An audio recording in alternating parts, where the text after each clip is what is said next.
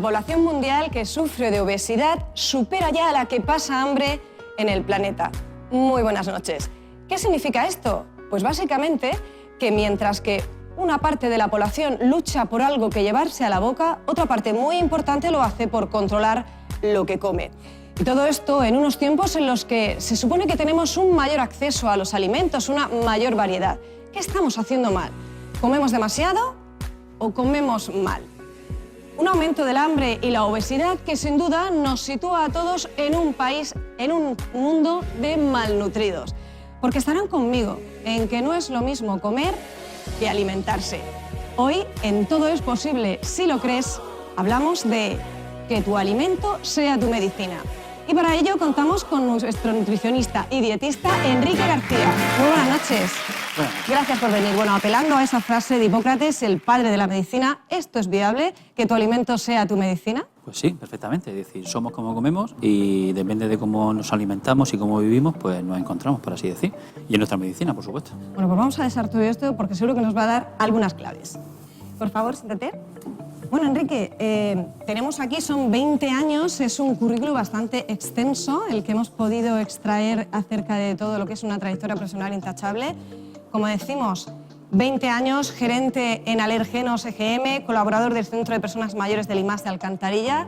Ha sido, entre otras cosas, presidente de Nutrimur, Asociación de Nutrición y Dietética. Sí, pues hemos intentado trabajar, como siempre hemos intentado, dar lo mejor de nosotros mismos, o de mí mismo, perdón, y trabajar lo mejor posible y aprender sobre la marcha, como siempre. Bueno, antes de centrarnos en pequeños detalles que quiero desarrollar esta noche, te quería preguntar si crees que en general, lo que decíamos al origen en esta introducción, la sociedad se alimenta mal o que los alimentos que ingerimos son de mala calidad, que ha bajado la calidad de los alimentos. Es un cúmulo de circunstancias de estilo de vida, de hábitos de comida, de la industria alimentaria que está fabricando, entre comillas, no fabrica desde el punto de vista muy saludable, el exceso de azúcar en muchos alimentos que encontramos, la publicidad engañosa, etcétera. Entonces todo esto pues, nos va llevando a una serie de estilos de vida o de cambios de alimentación que no son los más correctos.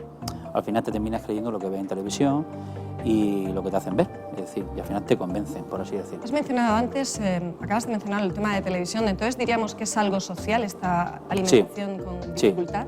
Si el COVID nos ha dado una lección, es que la alimentación que estamos teniendo o cómo nos comportamos, cómo vivimos, sobre todo esta época post-COVID, o en la época COVID con el confinamiento nos ha demostrado que lo hacemos mal, que no lo estamos haciendo bien y que eso tiene unos efectos sobre la salud y esa es nuestra medicina, el alimentarnos bien y el cuidarnos.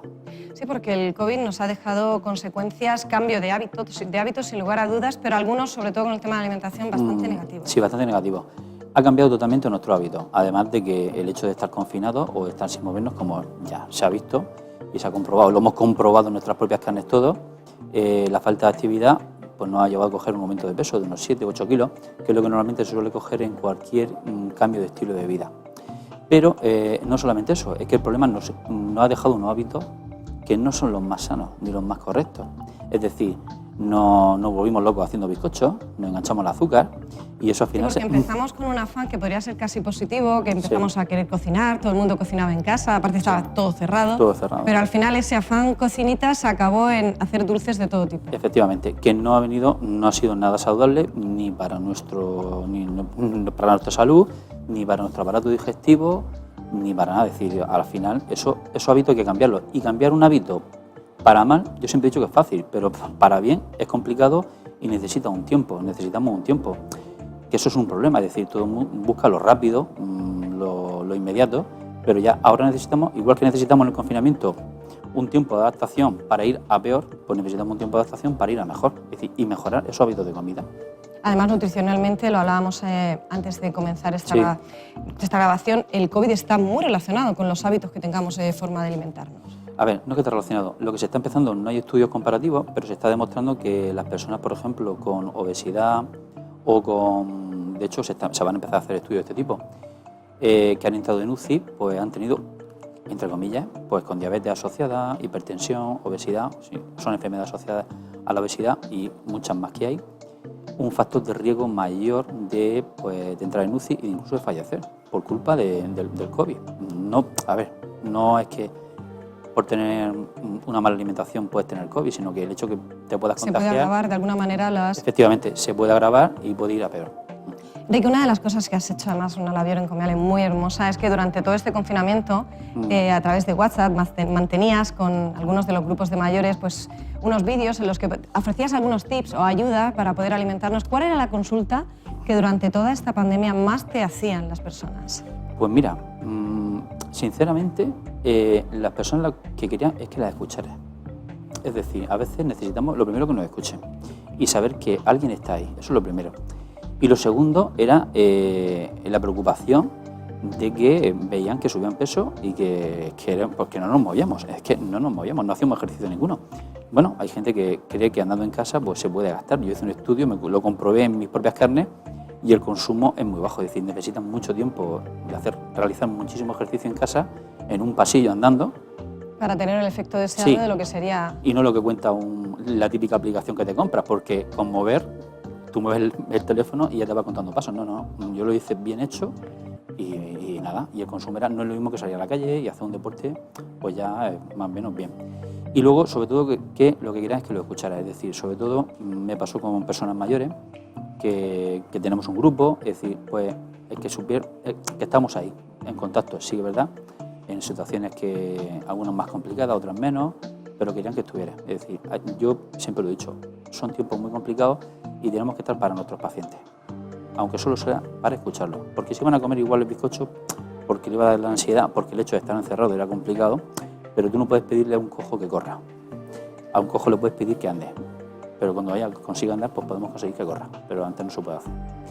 No entraremos mucho en detalle, pero sí me interesa, por ejemplo, lo que estabas comentando, Enrique, de estos centros de mayores. La alimentación es importante a todas las edades, una buena alimentación, una alimentación equilibrada, porque lo iremos desarrollando a lo largo de la noche. Sin lugar a dudas, esto juega un papel fundamental desde en tu estado de salud físico como en tu salud mental y en todo. Pues sí. Pero en las personas mayores en concreto, que además como que parece que se descuidan más, tú haces siempre especial hincapié en la importancia. Sí, mira, lo primero que tenemos que tener claro en personas mayores y bueno, en cualquier tipo de población es tener clara la diferencia entre nutrición y alimentación. A ver, yo puedo estar muy bien alimentado, pero muy mal nutrido, ¿vale? Alimentar es llamarme coger y beber agua, este acto, ¿vale? Pero nutrición comienza a partir de que cuando yo he bebido ese agua, la absorción de esos minerales dentro de mi organismo. Es decir, que puede estar muy bien alimentado, pero muy mal nutrido. Las personas mayores, por norma general, y te hace un comparativo para que veas que la gente joven o la persona que es soltera, yo siempre he dicho, el mito del soltero, pues comen mal porque están solos. Eso es lo primero. Y cuando estás solo, comes lo que pillas, porque no te molestas en cocinar para ti. Por las personas mayores les pasa eso. A veces no es porque ellos no quieran, es por la situación que puedan tener de dificultad, ya sea física, a la hora de ponerse a cocinar. Entonces, pues empiezan a tener una mala nutrición. Es decir, es una paradoja, pero tienes carencias nutricionales en una población de personas mayores en un país desarrollado. Y es porque, hombre, el servicios sociales trabaja ese aspecto, lo controla mucho, pero suele ocurrir. Es decir, me como lo que pillo. Y me como, o si hago lentejas, estoy comiendo lentejas 4 días. Es decir, ¿por qué? Porque también hay limitaciones económicas, limitaciones sociales, fisiológicas. Y todo eso con el incremento que supone el desbalance, ¿no? Y en el COVID, pues, hubo eso. Esto ha ocurrido. Ha ocurrido que, a ver, se ha atendido a las personas mayores, pero ha habido situaciones en personas que se encontraban solas y estaban solas. Y para hacer la compra han tenido que recurrir, pues, como todos sabemos, del vecino o no, o a ver cómo lo llaman por teléfono, que le trajeran la comida. Bueno, han sido situaciones muy complejas. Y han ganado peso igual que nosotros. Y algunos ya no es que han ganado peso, sino que han estado malnutridos. Es decir, que los ves con kilos de más, pero no están bien nutridos. Pero eso no solamente le ha pasado a ellos, nos pasa a toda la población en general. Es una paradoja que además lo veíamos. Sí. Estar obeso no implica comer mucho. No, exacto, efectivamente. Significa, en ocasiones puede ser probablemente comer mal. Es comer mal, es decir, como me has preguntado nada más llegar, que tu medicina sea tu alimento, pues tiene toda la razón. Dice, somos como comemos y como nos comportamos, como vivimos. Es decir, nosotros tenemos un hábito, un estilo de vida. Normalmente, tener más peso nos lleva, es consecuencia de eso. Es decir, nuestro estilo de vida no es lo más normal, lo más saludable, y a veces pues nos saltamos comida, comemos lo que tenemos a mano, y luego cuando viene otro problema, cuando creemos que estamos haciéndolo bien, pues tiramos de comidas preparadas, comidas precocinadas, alimentos que vienen ya muy preparados. Es decir, yo siempre he dicho que hay que ir a la cocina de la abuela, que hay que volver a cocinar, que cocinar es fácil, que no es complicado. Sí, porque ahora en principio tenemos más información, sabemos más de nutrición, tenemos más acceso a contenidos informativos acerca de cómo alimentarnos correctamente y sin embargo parece que lo hacemos peor. Sí, lo hacemos peor. Lo hacemos peor porque, mira, lo primero es que la televisión tiene una influencia y la industria alimentaria, pues si nos quieren vender algo, no lo van a vender. Eso está claro. Si yo todos los días me dedico a mirar el anuncio de, no sé, Marcin Márquez, pues al final pues me lo voy a creer. Una mentira dicha 1000 veces. Al final parece verdad. Efectivamente. Pero solo parece. Exacto. Luego el estilo de vida que hemos cogido, es decir, el horario de trabajo, el estrés, pero no de ahora, de siempre. Es decir, ya llevamos muchos años, la sociedad avanzada, es decir. Y Enrique, hablando de información y desinformación, algunos mitos sobre nutrición que han ido cambiando a lo largo del tiempo, como por ejemplo, lo que antiguamente era malísimo, ahora resulta que es bueno, y a la inversa. Hablamos, por ejemplo, de los huevos, siempre han estado vinculados con el colesterol. Parece que no es así. Cuéntanos algunos de esos mitos y este en concreto. A ver, no, el huevo, por ejemplo, ya verás, estamos en Murcia, la huerta murciana. Nosotros pues podemos decir que a lo mejor los huevos, pues con su contenido en vitaminas tan importantes como la vitamina D, de calciferol, que se ha hecho muy famosa con el COVID ahora, porque se ha demostrado que, de hecho, fíjate, había personas que tenían, con el COVID han empeorado con niveles más bajos de vitamina D, aunque no hay estudios concretos, se ha demostrado con comparativas. Pues el huevo yo no lo considero que sea tan letal por el tema de la grasa o que te suba el colesterol. Eso sí, mientras nos comamos de manera apropiada y de una manera normal, es decir, 4 o 5 huevos no más a la semana, ¿vale? Es lo que yo haría.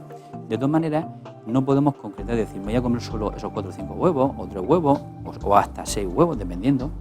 El problema es el conjunto de cómo nos alimentamos, es decir, cómo nos nutrimos, perdón.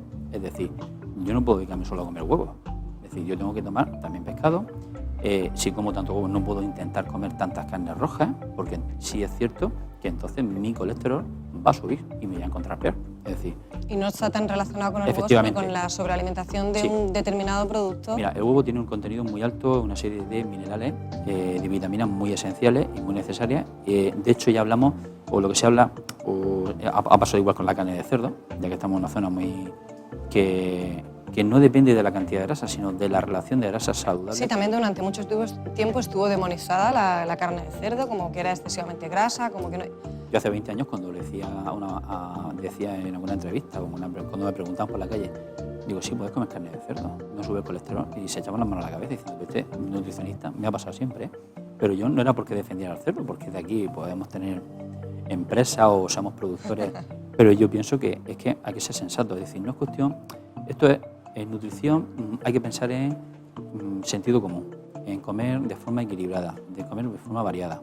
El huevo ha conseguido que a lo mejor muchas familias de la huerta de hace muchísimos años, de 100 años, gracias a las gallinas que se mantienen con poco, pues pudieran sobrevivir y tener sus necesidades cubiertas. Entonces, si tiramos un poco de la cocina de la abuela, de la cultura, nuestra cultura huertana. La llana, el pueblo llano. El pueblo llano. Siempre, lo que ha funcionado, Enrique. Exacto. Nuestro famoso zarangüello, ¿qué lleva? Lleva huevo. O sea, es básico. Y seguimos hablando de mitos o falsas creencias, porque si bien hemos abandonado algunas, lamentablemente se están introduciendo otras. La intolerancia a la lactosa y la celiaquía son enfermedades reales que afectan a muchas personas y que tienen que tratarse de forma adecuada. Sin embargo, últimamente estamos viendo una proliferación como una moda, sobre todo además entre gente famosa o conocida, como que adopta una dieta sin gluten, como una dieta saludable, como una dieta recomendable para perder peso, incluso para ganar salud. Sí. La idea de los transgénicos, demás. ¿Qué opinión te merece este tipo de tendencias? La primera, para situarnos respecto al tema, es que tenemos que tener claro una cosa, es decir, tenemos que siempre ponernos en manos de profesionales sanitarios, es decir, nutricionistas, y defiendo mi profesión, colegiados y profesionales como un endocrino, un especialista en digestivo, etcétera, ¿de acuerdo? ¿Por qué? Porque hay que ser profesional, eso es lo primero, y tener claro que nosotros no podemos suprimir ni gluten, ni lactosa, ni fructosa sin tener unas pruebas realizadas para eliminarlo de nuestra dieta así como así, porque tiene consecuencias pues de desnutrición, es decir, podemos tener carencias muy importantes, es decir, ahora, hay casos específicos, por ejemplo, cuando un Crohn, un ataque de Crohn, es decir, hay que eliminar el gluten y hay que eliminar la lactosa, por ejemplo, ¿vale? Y algunos disacáridos, entonces, bajo prescripción, es decir, con un control, y no puede ser de forma eterna, es decir, aquí hay unas pautas posteriores, pero siempre tiene que ser bajo un control. Sí, de forma paulatina y luego de alguna manera regresar también con algunos productos o no se regresaría. No, sí, depende de cada enfermedad. Cada caso es un mundo. Cada caso es un mundo, luego hay lo que se llaman dietas de tolerancia, de volver poco a poco, pero cuando una persona ingresa por un ataque de Crohn en un hospital, pues lo primero que hay que hacer con él es pautarlo, eliminar ese gluten, eliminar esas lactosas, porque si no, no va a mejorar, es decir, va a seguir mal. Entonces, que yo me quite cierto tipo, por ejemplo, que es lo que suele ocurrir, me quito la lactosa, es que a mí la leche me sienta mal. Como hemos cogido un estilo de vida en el cual me levanto, tengo prisa, llego tarde, no me tomo mi vaso de leche como debería de tomarme. Cuando dejo de tomar lácteos, al final, la enzima que se encarga de digerir esa lactosa empieza a secretarse en menores cantidades en nuestro organismo. Entonces, ¿qué ocurre? Que cuando tomamos esa leche nos sienta mal. Es decir, y dice, pues yo soy intolerante. Entonces, como resulta que el famoso de turno sale en televisión diciendo que se ha quitado el gluten, ha bajado 10 kilos y además se ha quitado la lactosa, dice, pues este es mi problema. ¿Qué ocurre? Esta es mi fórmula. No, ya verás.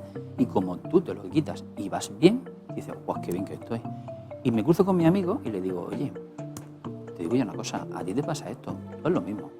Ya verás qué bien te encuentras. Y que cuando nos hacemos médicos todos, ¿eh? Sí, no. Es que médicos y consejeros. Yo te puedo decir que estoy en una profesión, desde que comencé me di cuenta que la señora del cuarto es experta en nutrición.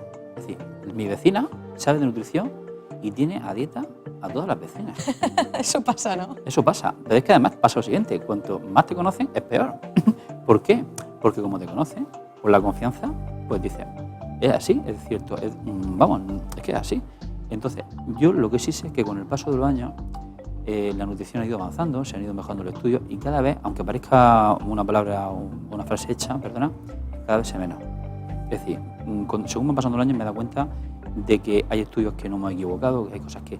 Pero yo siempre he intentado aplicar la lógica. De hecho, hay una frase de un profesor, una frase me acuerdo perfectamente, que lo voy a mencionar porque se lo merece, que el doctor Villegas, que falleció este verano, sí, fue profesor mío, por una desgracia, pues nos decía que no nos complicáramos mucho la vida cuando no entendiéramos algo, que fuéramos a lo básico, es decir, vamos a I, U, después formaremos frases. Y yo cuando no he entendido algo o no lo he tenido claro, o no está demostrado científicamente, he dicho no, stop.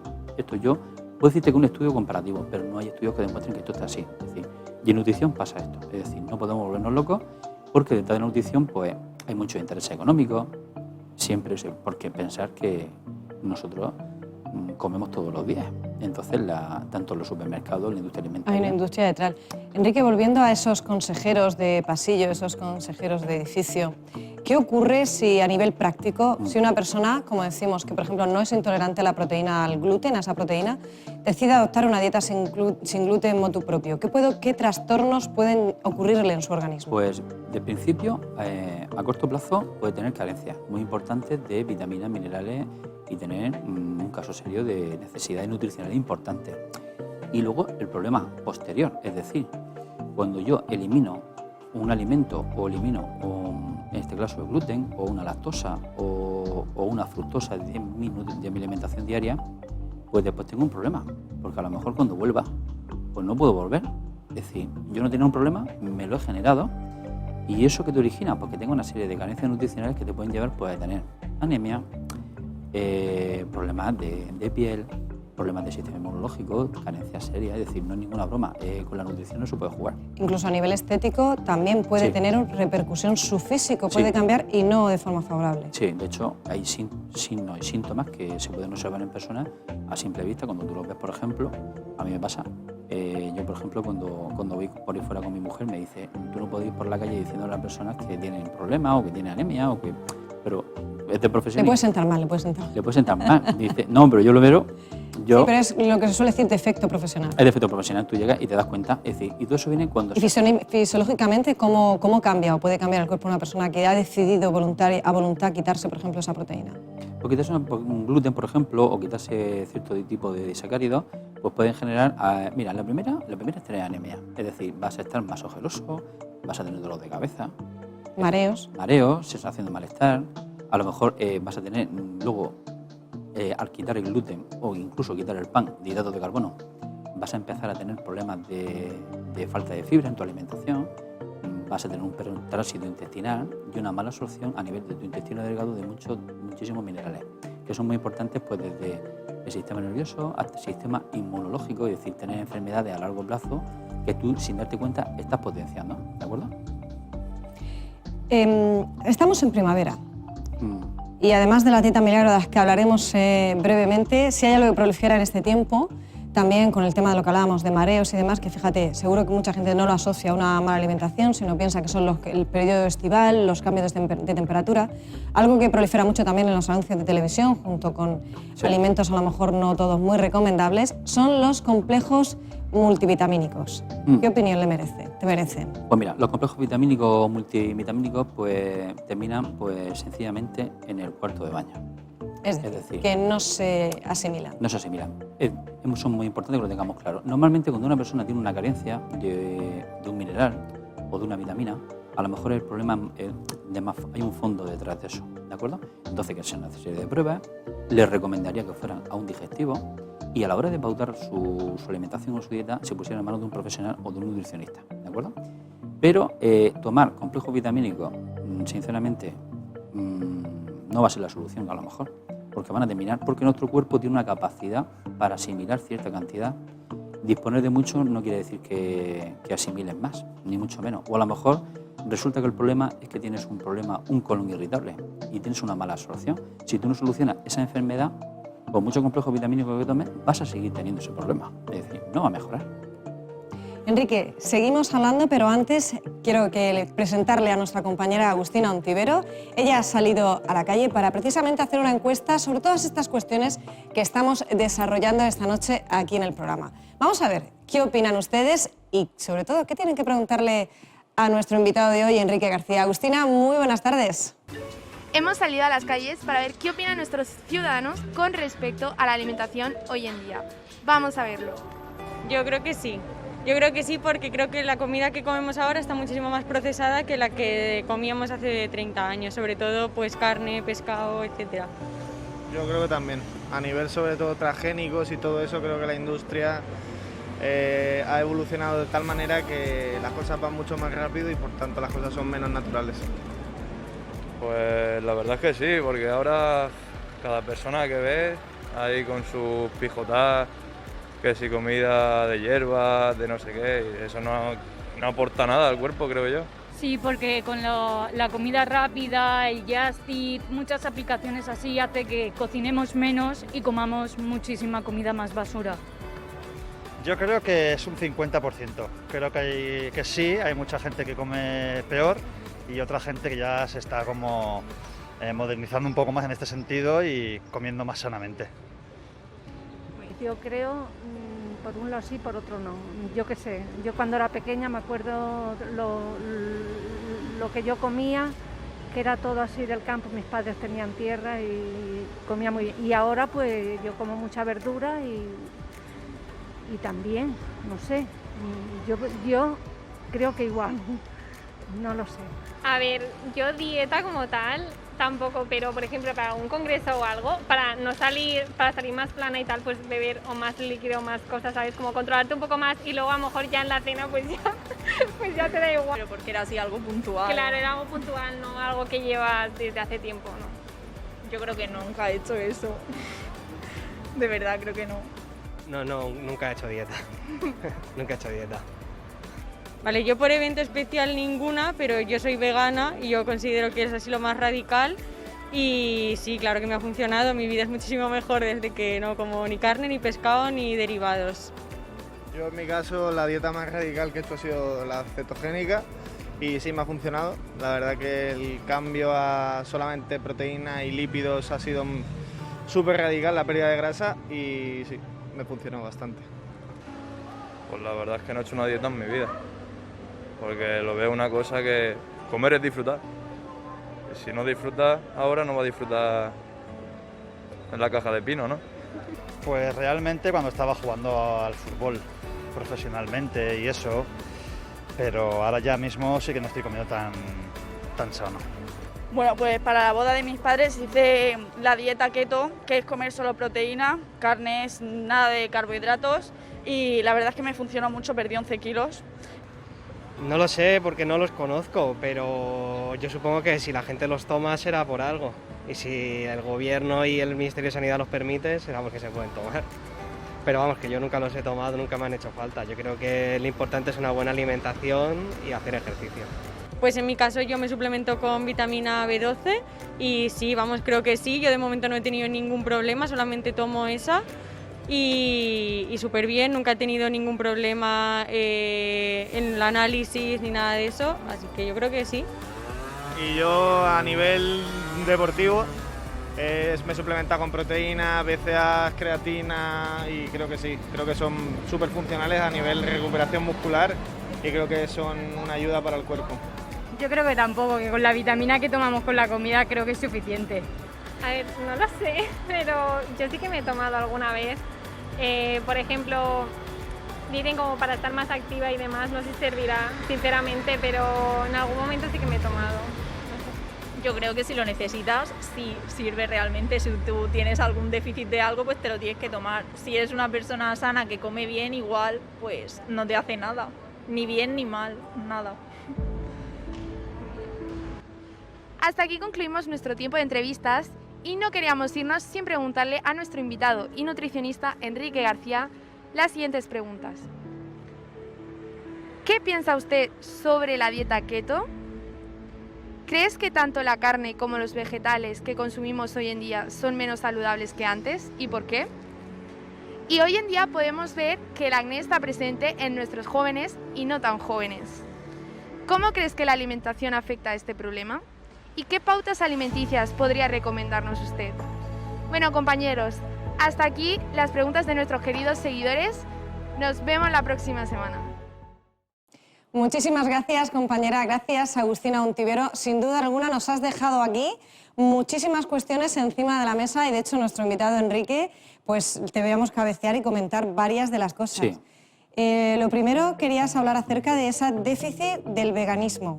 A ver, por ejemplo, en vegano, aunque lo que voy a decir le va a resultar y le va a chirriar los oídos, las carencias de vitamina de B12, la B12 solo está en productos de origen animal. Es decir, si tú lo compras en un suplemento, yo he llegado a escuchar a pacientes decirme que ellos toman cosas de origen animal, es decir, cosas, esta es la palabra.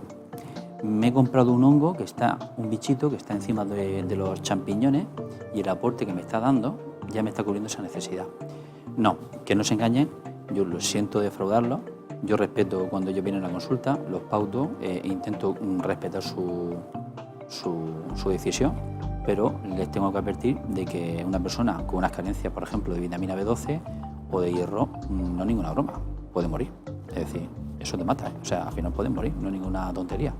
Y, desgraciadamente, pues los engañan porque le están vendiendo suplementos que están extraídos de alimentos de origen animal. Así de sencillo, es decir, siento que se sientan... Quitar ese... Pero, bueno, sí. Habían más preguntas al margen de la tendencia alimentaria de cada uno de nuestros telespectadores, y es, por ejemplo, hablaba acerca de la dieta keto. Creo que esta la podríamos incluir, hablaremos de ellas en breve, en una dieta milagro, ¿verdad? Sí, son todas dietas milagro. Mira, la dieta keto, la dieta de la vecina, la dieta de la faja, la dieta de tomate batido. Come usted a la inversa, quítese el pan, lechuga, pechuga, pechuga, lechuga. La dieta de Duncan, la dieta de grupo sanguíneo, que te dice los alimentos que te engordan o los que no. Yo no necesito hacerme un análisis de sangre para saber que los croissants de chocolate engordan más que... No me van bien. Pero bueno, hay personas que creen eso. De hecho, hay países, creo que los Países Bajos en Holanda, que legalmente es un daño de sol, está penado, pero por lo penal, porque va en contra de las bases de la ciencia. Es decir, entonces está penado. Aquí en España no. ¿Qué consecuencias puede tener la dieta, por ejemplo, que nos mencionaba nuestra compañera, la dieta keto, que es una dieta altamente proteinada, una que entiendo que sucumbe, todas las temporadas, que prescinde totalmente de lo que son los hidratos? Sí, todas las temporadas tienen una dieta que es la de moda. pues yo qué sé, la dieta alta en proteínas como este tipo, son siempre los mismos, se basan en lo mismo. Meto muchísima proteína, entonces para que la gente lo entienda fácilmente, esto es como si tienen un coche de gasoil y le ponen gasolina. Pues no va a ir bien. Pero, a ver, vamos más lejos. Es decir, cuando yo meto mucha proteína, yo como la mitad de nuestro cuerpo es agua, ¿vale? O incluso un poco más cuando nacemos y vamos perdiéndola con el paso de la edad. Yo pierdo peso, pero el peso que yo estoy perdiendo no es grasa corporal. No, es agua. ¿Qué ocurre? Que claro, si yo peso, vamos a suponer, 80 kilos y puedo perder, vamos a poner, 25 kilos de agua. El cuerpo es muy inteligente. ¿Y qué va a hacer? Va a recuperar ese agua. Pero además, lo peor, con un efecto rebote, cuando dejemos la dieta y cogiendo siempre un kilo más. Mientras estamos haciendo esto, estamos implantando unos hábitos en nuestro estilo de vida diario que están modificando nuestra forma de vivir y de comer. Cuando un hábito lo mantienes más de 21 días, se convierte ya en tu estilo de vida. Romper eso luego es complicado. De hecho, Claro, estás creando un mal hábito a conciencia. Sí. De hecho, yo siempre he puesto el ejemplo de cuando he tenido a alguien en prácticas conmigo, aunque aún me considero joven, pero he tenido a alguien en prácticas y me dicen, ¿dónde me pongo? Somos dos críos. Claro, sí.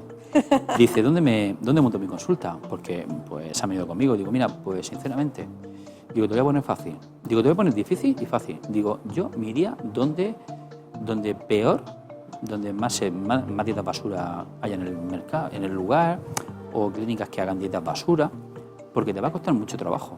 Pero si haces bien tu trabajo, cuando pase el tiempo... Va a ser un buen referente. Vas a ser un referente y te va a ir muy bien, porque vas a ayudar de verdad. Lo que pasa es que tu trabajo va a ser mucho más complicado, vas a tener muchos más enemigos y va a ser más complicado, pero a la larga siempre te va a recompensar profesionalmente, éticamente y a nivel también de que vas a tener trabajo. Otra pregunta que nos planteaba Agustina Ontrivero, que le trasladaban desde las redes, era si consideras que la carne y los vegetales son menos saludables que antes, que hace 30, 40, 50 años, y por qué. Bueno, a ver, tenemos que dejar claro varias cosas. Lo primero es que hoy se come de manera más segura, eso es lo primero. Con mayor control. Hay mucho más control, tenemos es que no podemos confundir calidad con... Calidad, efectivamente, con cantidad y procesado. Es decir, hoy día comer carne, a pesar de lo que se diga, del falso mito de hormonas, de que si los vegetales tienen pesticidas, no porque es un insulto para mí al colegio veterinario, a sanidad, etc. Es decir, es un insulto. Todo está más regulado de lo que nos creemos, ¿no? Muy regulado, muy controlado, no es nada fácil. Las empresas tienen unos estándares de control muy exhaustivos, es decir, no es tan fácil. De hecho, son los primeros que no les interesa tener esa fama, esos son los primeros que lo controlan. Yo lo sé porque, por motivos familiares, porque no hemos dedicado, somos de la huerta, no me dedico a y se controla mucho el control del exceso de antibióticos, no se da así tan rápido como... Es decir, hay un control. Y luego, cuando tú compras un alimento que está procesado o compras algo que no tenemos que confundir conservantes, estabilizantes con que eso es malo. Es decir, yo asocio ya, esto no, como no entiendo lo que pone en la etiqueta, esto tiene que ser malo, porque esto no... Esto es muy técnico, esto tiene que ser muy químico. Claro. Es como, por ejemplo, voy a comprar los huevos a la vecina, aquí todavía se da.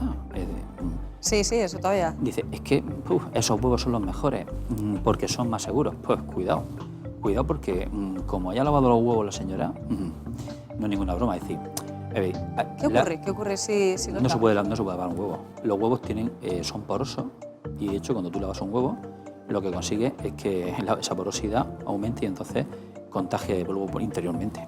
Mira, qué curioso. Y luego también la forma de saber es que un huevo está más fresco o no, depende de si flota o no flota, depende de cómo se queda. Sí, por la película, la membrana, sí, que conforme se va separando, crea verdad una película de aire y es una manera de hecho muy común, ¿no? De comprobar si un huevo está en mal estado. Tal. Si se va al fondo está bien, si se queda entre medias está ahí, si flota con cual boya de barco es pasadete. Pues para que vean que la industria alimentaria en determinadas cosas, pues yo voy a poner dos ejemplos. En los huevos, por ejemplo, hay un control impresionante. La trazabilidad, es decir, el alimento, la gallina de dónde viene. Cuando tú ves una etiqueta con un huevo marcado que lleva unos puntitos con sus números, te está diciendo de qué granja viene, qué gallina lo ha puesto casi, fíjate, de dónde va, etcétera. Y no podemos confundir eso con comer, es decir, o con alimentos que son peligrosos para nuestra salud, por ejemplo, con conservantes, etcétera. Gracias a los conservantes, hoy día no mueren personas por una salmonellosis.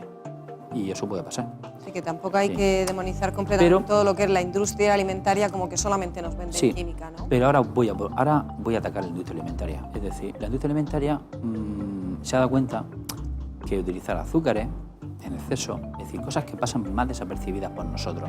Le damos importancia a cosas que realmente son seguras para nosotros, mientras que a otras que no lo son tanto. El desconocimiento, ¿verdad? Efectivamente. Sin embargo, sí hay cosas que son prescindibles, como esos azúcares, por ejemplo, lo que hablábamos. Tú abres un blister de jamón ibérico y te encuentras azúcar. ¿Por qué? No te voy a poner jamón, porque existe, pero sí.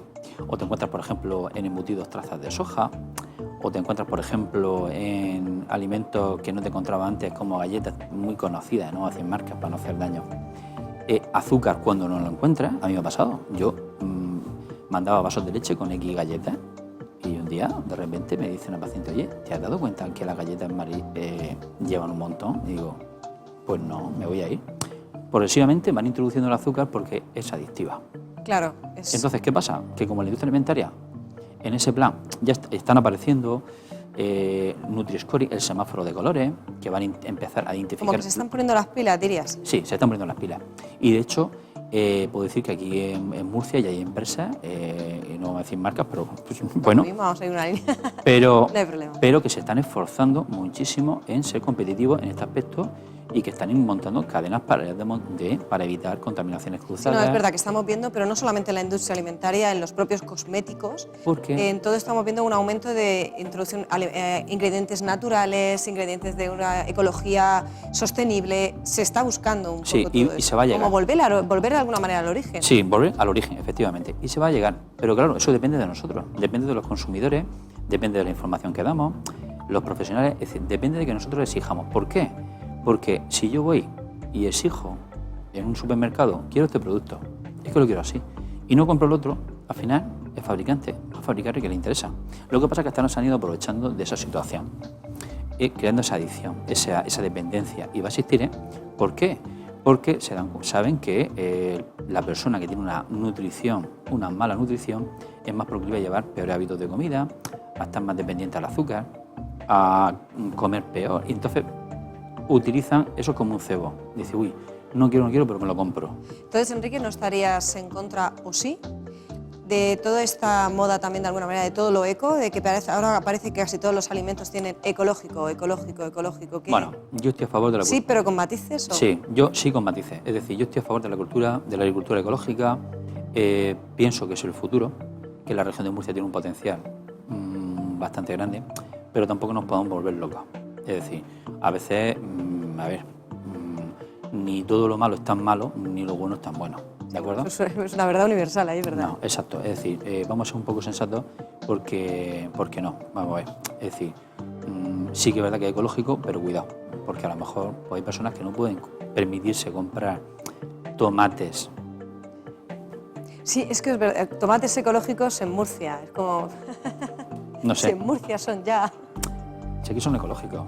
Si aquí tú te vas a tu vecino... Pero le ponen la etiqueta de eco y ya le cascas 2 euros más. Efectivamente. No es tan fácil. A ver, hay un consejo regulador, pero lo que quiero decir es que nosotros vivimos la huerta murciana. Aquí pues, te da un poco de cordura a la hora de hacer la cesta, ¿verdad? Sí, hacer la cesta hay que hacerlo con un poco de cordura porque no se puede tampoco decir los extremos no son buenos. Yo siempre he dicho que los extremos... Son ladrones, sí. Sí, no son buenos, ni para un lado ni para el otro. Es decir, pues yo no digo que no, que en un momento dado, pues un determinado... voy a comprar este producto ecológico o voy a tirar de tal, ¿vale? Pues hasta los vinos ya te los encuentras. Sí, es que todo, es que la etiqueta de eco la vemos ya prácticamente. Exacto. Y el poner miedo a que es que lleva traza, es que lleva lo que se suele hablar, lleva alérgeno, lleva, eso es malísimo. No, cuidado, o lleva sulfitos como el vino, qué malo. No, son conservantes que gracias a ellos pues no tenemos intoxicación alimentaria, conservan el producto y lo mantienen, pero ni una cosa ni la otra. Es decir, tenemos que tener un poco de sentido común. El problema es que buscamos la solución fuera y la solución está en casa. Es decir, tenemos que reeducar a nuestros niños a la cocina, ¿vale? Yo todos estos programas que veo de cocina y tal, a cocinar bien. A elaborar sus propios alimentos y Exacto. no tirar tanto del procesado. No tirar tanto de procesado. Enseguida seguiremos con eso, el tema de las dietas, pero antes quiero terminar con una de las últimas preguntas que lanzaba nuestra compañera, no la quiero dejar sin su respuesta, y es el acné y la alimentación. Pues sí, es una pregunta compleja para mí como profesional, porque una mala alimentación sí que es verdad que, de hecho yo he tenido pacientes que derivados de dermatólogos para el control. Es sencillo, es alimentarse bien, no tiene más, o sea, no hay más. Pero hay alimentos que de alguna manera pueden proliferar esa A aparición. ver, pues el exceso de una alimentación con un alto contenido en grasa, el exceso de una alimentación de bebidas energéticas, por ejemplo, en chavales jóvenes. No digo que el Red Bull, la bebida energética, produce el acné, pero si tú estás muy alterado, normalmente este tipo, yo no soy dermatólogo, pero este tipo de acné es producido por hormonas, por alteraciones, pues yo no sé, pero estar con 5 Red Bull, 3 hamburguesas con la cantidad de grasa que llevan, etcétera, pues no va a sentar Eso demasiado. tiene que salir, de alguna manera repercute y tiene que salir por algún lado. Y si tú Toda tienes- esa toxina, ¿verdad? Justo, eso, pero que es un problema de dermatólogo que tiene que solucionar el dermatólogo. Y lo que yo realmente, o los nutricionistas cuando vienen a consulta, lo que hacemos es pautar una alimentación correcta. Evitar excitantes, alcohol, alimentar con verduras, hidratarnos lo suficiente, beber muchísima agua, ¿de acuerdo? Es muy importante tener nuestra piel muy hidratada y eso se consigue bebiendo agua, 1,5 litros al día, muy importante ahora que llega el calor, sobre todo para personas mayores y los niños, etcétera. Pero que es comer bien, es decir, no hay... Llevar una alimentación equilibrada, variada y adaptada. Entramos, Enrique, si te parece, ya de lleno en el tiempo en el que estamos. Viene, como se suele decir, y cuando empieza la época del destape, hemos avanzado un poco ya, esas dietas milagro. Y te quiero preguntar cómo saber si estoy ante una dieta milagro y qué efectos tiene para el organismo. Pero antes de que me respondas, vamos a hacer una brevísima pausa. Y sí, a la vuelta entramos ya de lleno en lo que son las dietas milagro y cómo pueden afectar a nuestro organismo. En unos segundos volvemos.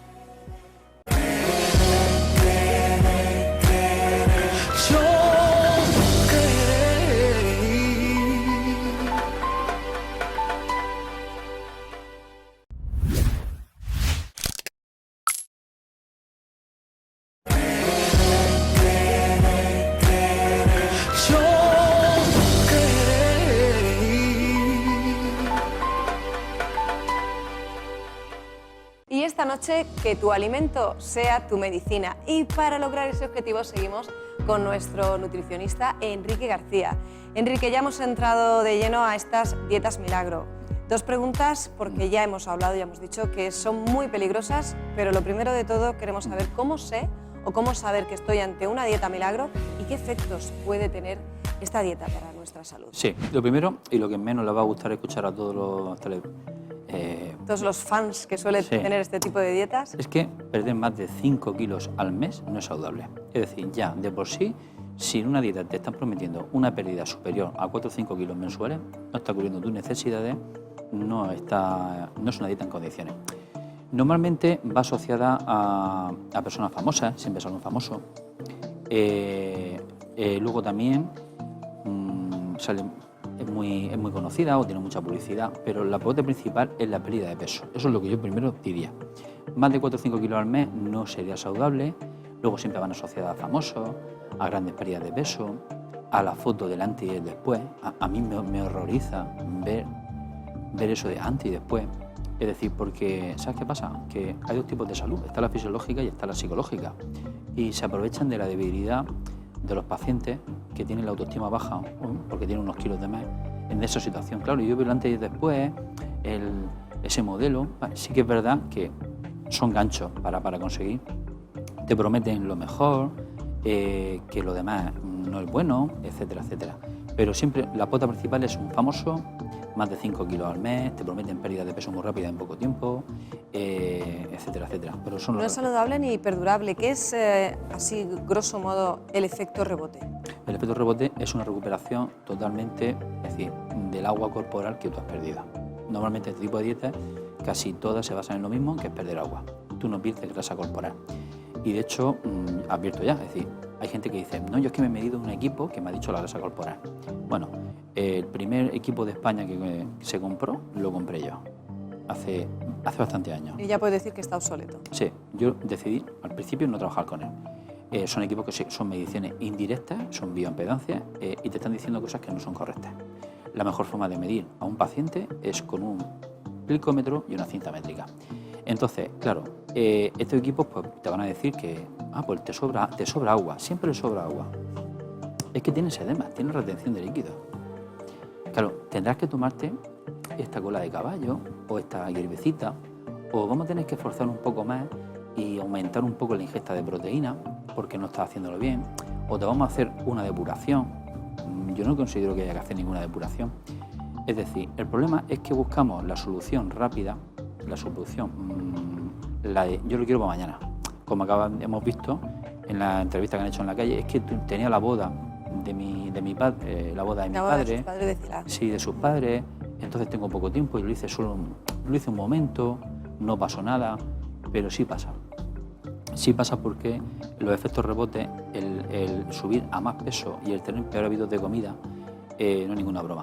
De hecho, no sé dónde estaba el estudio, lo hicieron, y en un estudio serio, se habían dado cuenta, se habían percatado que había señoras ya con nietos y con hijos mayores con trastornos de conducta alimentaria. O sea, no es ninguna broma. Es decir, personas que tenían trastornos de conducta alimentaria o restrictivos o sobre todo con bulimia.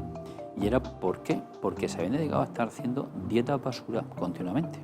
Sí, habían ido cabalgando una con otra, encadenando una con otra. Eso es verdad que lo vemos a menudo. Claro. Y al final no crean unos hábitos saludables perdurables. No, pero es que además de no crear un hábito saludable perdurable es que crean más problemas a largo plazo, crean problemas digestivos y crean trastornos de conducta alimentaria. Es decir, no es ninguna broma. Es decir, es muy triste, es muy duro ver cómo una persona lo está pasando fatal, está mortificada, está sacrificada y sufre porque le sobran 10 kilos o 15 kilos y ve que no puede, porque ese es el problema, que cuando nos vamos haciendo mayores, ya este tipo de dietas, aparte de dejar unas secuelas sobre tu organismo... Sí, ¿por qué en el efecto rebote, Enrique, siempre se recuperan más kilos de lo que se pierde? Pues lo recupera porque el cuerpo es muy inteligente y te dice, mira, tú me has quitado 20 kilos de agua, pues no pasa nada. Yo voy a cogerme 3 kilos más por si acaso... Pues si la vuelves a liar, me la vuelves a liar. Efectivamente. Y además voy a hacer lo siguiente, por si acaso también vamos a empezar a comer más azúcar y vamos a empezar a picotear, porque es otro efecto secundario. Sí, te voy a obligar a una tendencia más acumulativa. No acumulativa, sino, ¿sabes qué pasa? Que como es tan restrictiva, el cuerpo lo que tiende es a ahorrar energía. Nosotros no estamos diseñados para estar aquí sentados. Nosotros, en teoría, vamos de pie erguidos para que el sol no acabe con nosotros, por la insolación. Claro, ni ser sedentario. Y poder llegar a un árbol, coger nuestra manzana, ya no nos dedicamos a eso, nos dedicamos... pero vamos contra naturaleza, es decir, por eso tenemos que tener una actividad física media, etcétera. Entonces, claro, ¿qué pasa? Que cuando vayas contra natura ya se vuelven contra tuya. Entonces tienes que mantener un estado y luego ese efecto rebote de recuperar esos kilos de más es por eso, simplemente, es decir, porque el cuerpo dice, no, yo otra de estas no me la hace, ¿de acuerdo? Yo voy a intentar estar preparado para que por si acaso viene otra vez con otro golpe para el organismo. Luego los efectos sobre el riñón, los efectos sobre que la grasa, tú no pierdes grasa, esa grasa se va como enquistando, se va acumulando, es decir... Eso se hace como digamos más resistente. Efectivamente, sí, digamos más resistente, como más amarilla, es una grasa más amarilla, no es tan blanca, que eso también es proceso de envejecimiento. Entonces, descartadas sin lugar a dudas la dieta es milagro por el panorama que nos has puesto, lo único que queda a una persona que quiera perder peso es hábitos de vida saludable. Pero ¿qué hacemos cuando una persona, por ejemplo, dice es que es imposible, yo tengo este hábito y no me lo puedo quitar, yo no puedo cambiar esto porque para mí es importantísimo, yo necesito comer este alimento? O se pone. ¿Es posible que haya algún truco para cambiar los hábitos? No, el truco no hay ningún truco. Hay que ser constante. Normalmente un hábito de comida o cualquier hábito que tú quieras implantar en tu vida tiene que ser más de 21 días y tienes que ser persistente 21 días. Es decir, de hecho, se comprueba en pacientes que cuando un paciente empieza muy bien con un hábito y tal, o no vienen de hacer dietas basura, que nunca ha hecho dieta, es genial porque funcionan bien. Es decir, no tienen malos hábitos, no tienen falsas creencias. Yo siempre lo pregunto. Y cuando consiguen adherirse durante las 3 primeras semanas a unos nuevos hábitos corregidos, les es fácil. Y además son los típicos que dicen, ¿tú dónde estás haciendo? Pues yo como de todo. Y dice, ¿cómo que comes de todo? Dice, sí, como chocolate también. Porque yo hay pacientes que les digo, mira, pues permítete el lujo una vez al mes de darte un capricho, o de saltarte el sábado y salir fuera con tu pareja o con tu familia. Pero también todo esto también es mental, y si al final nuestra mente la enquilosamos tampoco funciona. No, es que pasa una cosa, que este tipo de dietas basura te llevan a que tengas más ansiedad y más ganas, que es lo que yo quería terminar, de tener ganas de azúcar.